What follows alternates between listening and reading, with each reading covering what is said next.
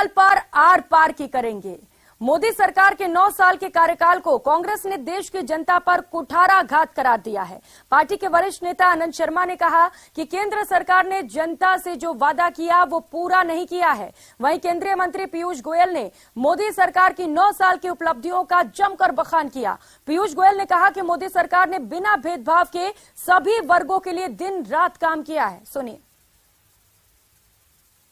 बेरोजगारी पर चर्चा होनी चाहिए, महंगाई पर चर्चा होनी चाहिए, किसान की समस्याओं विषमताओं पर समस्या होनी चाहिए, देश की सुरक्षा पर चर्चा होनी चाहिए। देश में बढ़ती हुई जो खाई है अमीर और गरीब की इनइक्वालिटी जो बढ़ गई है, बहुत ज्यादा भयानक रूप धारण कर गई, इस पे चर्चा होनी चाहिए। प्रगति अपने देश की अर्थव्यवस्था की हो, गरीब कल्याण की हो, सेवा कार्यों की हो और सुशासन लाने की हो, गुड गवर्नेंस को प्राथमिकता देने की हो, इन सबको केंद्र बिंदु रखते हुए प्रधानमंत्री जी ने जो 24 घंटे दिन और रात एक कर पूरे देश में बिना भेदभाव के हर एक व्यक्ति तक, जैसा बहन ने कहा कि समाज में सबसे नीचे की छोर पे बैठे हुए व्यक्ति तक भी समाज में बदलाव आए, उनका सशक्तिकरण हो,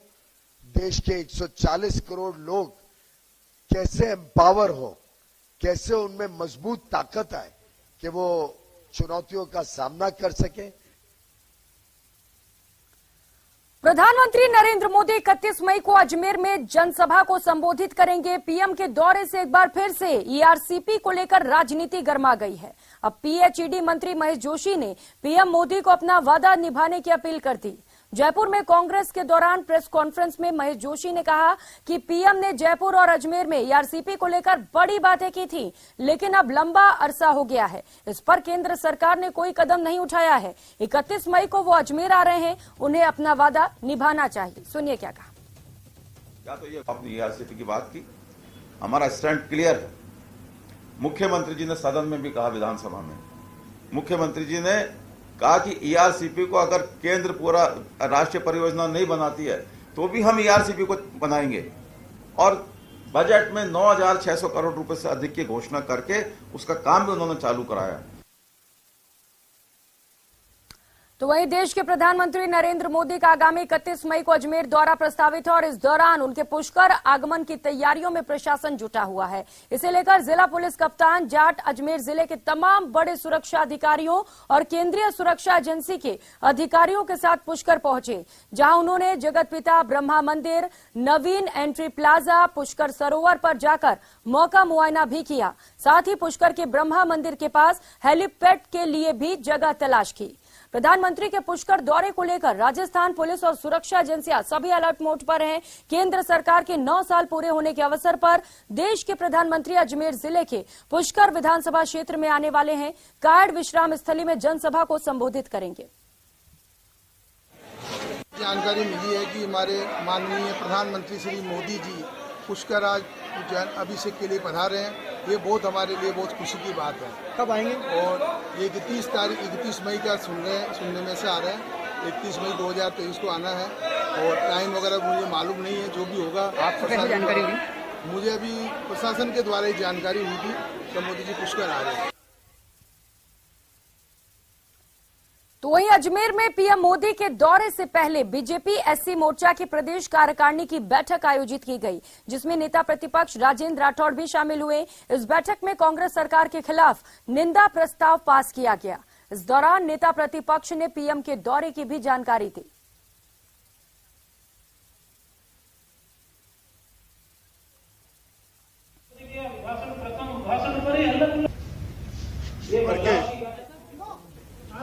एससी मोर्चा के संगठन के पदाधिकारी भी यहाँ आए हैं अपनी सभा के अंदर, बैठक के अंदर, जहाँ एक और कांग्रेस की सरकार में जिस प्रकार अनाचार अत्याचार एससी वर्ग के साथ हुआ उसका प्रस्ताव पास कर रहे हैं, वहीं दूसरी ओर जो गरीब कल्याण और गरीब उत्थान के काम हुए हैं, अनुसूचित जाति अनुसूचित जनजाति के कल्याण के काम हुए हैं, उसकी भूरी प्रशंसा करने का प्रस्ताव भी इसी प्रदेश कार्य समिति में आया है। और रुक करेंगे अगली खबर का। सीकर से खबर है, जहां पर पीसीसी चीफ डोटासरा से विधायक राजेंद्र पारिक उलझ गए। प्रभारी मंत्री की बैठक में आपस में कांग्रेसी उलझ गए। दोनों नवलगढ़ रोड जल निकासी के मुद्दे पर चर्चा के दौरान उलझते हुए नजर आए। बैठक छोड़कर बीच में ही सीकर सभापति चले गए वहां से। देखिए क्या हुआ था। आप जबरदस्ती अपनी हर काम में पुलिया की बात आई, तकलीफ हो गई। आगे रोड की बिगड़ी है, उसकी बात आई, आपको तकलीफ हो गई। मुझे आप ठेकेदारों का पक्ष ले रहे जबरदस्ती। केवल पब्लिक को पैसे देने के लिए तो आप कितने सहज भाव है, ठेकेदारों का रुपया आपको बिल्कुल सहज भाव नहीं। हम नवलगढ़ रोड की अध्यक्षता में मीटिंग हुई है। सभी मुद्दों के ऊपर, चाहे बजट घोषणाएं हों, चाहे पिछली मीटिंग हो या अनुपालना रिपोर्ट की बात हो, चाहे अन्य जो भी जनता से जुड़े हुए मुद्दे हैं, जो विकास के कार्य, ऐतिहासिक विकास कार्य स्वीकृत हुए हैं राजस्थान की सरकार और मुख्यमंत्री जी ने बजट में किए हैं, उन सब के ऊपर चर्चा हुई है।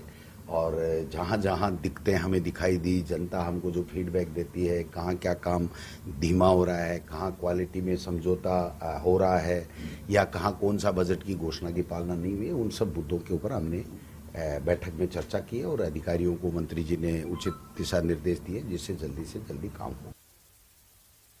आज की मीटिंग हुई है। फ्लैगशिप योजनाओं में तो आपने देखा कि आपका अभी दूसरे तीसरे नंबर पे नाम आया है सीकर का, बाकी तो आगे है सीकर।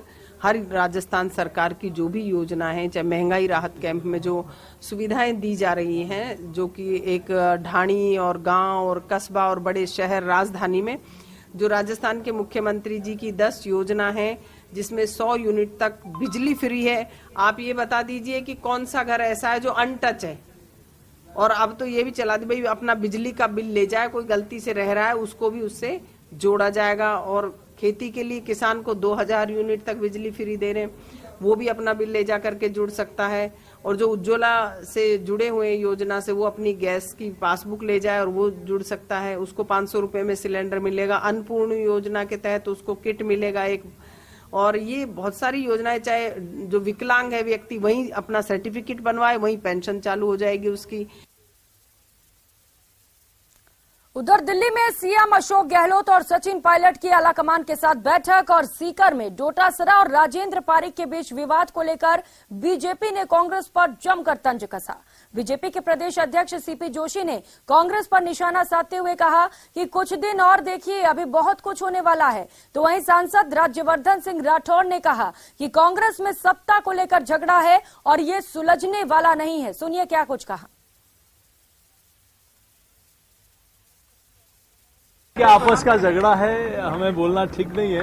गहलोत साहब बहुत स्मार्ट है, उनको लगता है कि मैं ही सुपरमैन हूँ, बाकी सब नकारा है, निकम्मा है, गद्दार है। उनके लायक कोई अच्छा, उनके लायक कोई बराबर नहीं है। ठीक है, उनके घर का मामला है। देखिए, इनके आपस में सर फुटबॉल होता है तो ये इनका परिवार का मामला है। मेरे ख्याल से मेरा बोलना ठीक नहीं रहेगा। इनके परिवार का मामला है, इनके कुनबे का मामला है, और ये तो आपस में एक दूसरे, अब कुछ दिन, थोड़े दिन और देखिए, अभी बहुत कुछ होने वाला है। हर रोज, तकरीबन हर रोज कांग्रेस का ये नाटक देखने को मिलता है। आपस में झगड़े देखने को मिलते हैं। सत्ता के नशे के झगड़े हैं इनके, कर लो ना भैया, पैसे के झगड़े हैं इनके। ये बिल्कुल राजस्थान को जो लूट की सरकार इन्होंने बनाई हुई है, ये गहलोत सरकार नहीं है, ये गहलूट सरकार है। ये लूट रही है राजस्थान को, और लूट के अंदर अब लड़ाई हो रही है, कौन ज्यादा लूटेगा, किसके पास सत्ता ज्यादा आएगी। आप सबसे मैं सवाल पूछता हूं कि सीधे सीधे जो दो लोगों में, कांग्रेस के दो लोगों में जो लड़ाई है, खास तौर से सत्ता की लड़ाई नहीं है तो और किसकी लड़ाई है? केवल सत्ता की।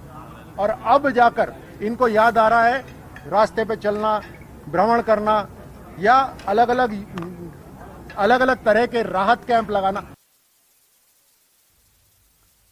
तो वहीं दिल्ली में कांग्रेस की बैठक में शामिल होने से पहले मुख्यमंत्री अशोक गहलोत की ओर से बड़ा बयान सामने आया। सीएम ने कहा कि कांग्रेस आज भी मजबूत संगठन है, पार्टी किसी को पद देने का ऑफर नहीं करती है। प्रदेश में शानदार काम हुआ है। इसके साथ ही सीएम ने यह भी कहा कि किसी नेता की हिम्मत नहीं कि कोई पद मांगे।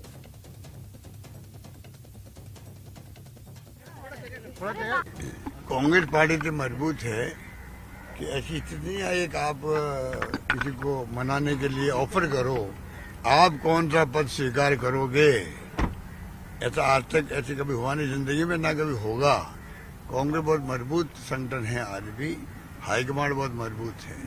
ना किसी कार्यकर्ता नेता की इतनी हिम्मत है वो कहे नहीं ये